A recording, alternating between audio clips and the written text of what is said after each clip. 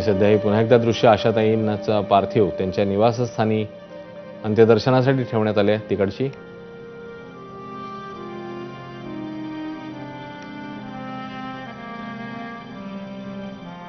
लता दीदी आणि आशा भोसले यांचे नागपूरच्या शेवाळकर कुटुंबियांशी जिव्हाळ्याचे संबंध होते.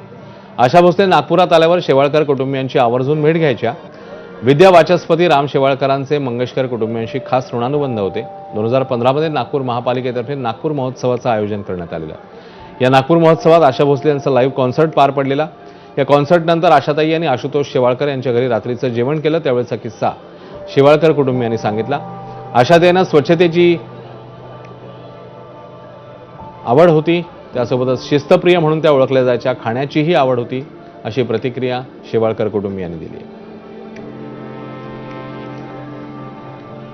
म्हणजे अनेक वर्षातल्या कौटुंबिक सहवासातल्या अनेक आठवणी आता मनात जाणून येतात. आता सगळ्यात मोठी त्यांच्याविषयीची गोष्ट सांगावीशी वाटेल मला की त्यांच्याबरोबर असताना आपण आशा भोसले नावाच्या कोणीतरी इतक्या मोठ्या, इतक्या आंतरराष्ट्रीय ख्यातीच्या व्यक्तीबरोबर आहोत असं कुणालाच वाटत नाही. त्यांच्या वागण्यामध्ये इतकं साधेपण आणि इतका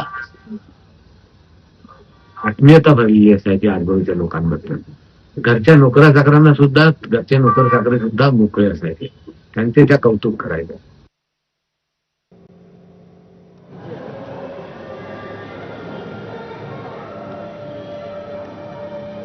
तर ज्येष्ठ पार्श्वगायक रवींद्र साठे यांनीही आशाताईंना आज श्रद्धांजली वाहिली आहे. त्यांच्याशी संवाद साधला आमच्या प्रतिनिधींनी.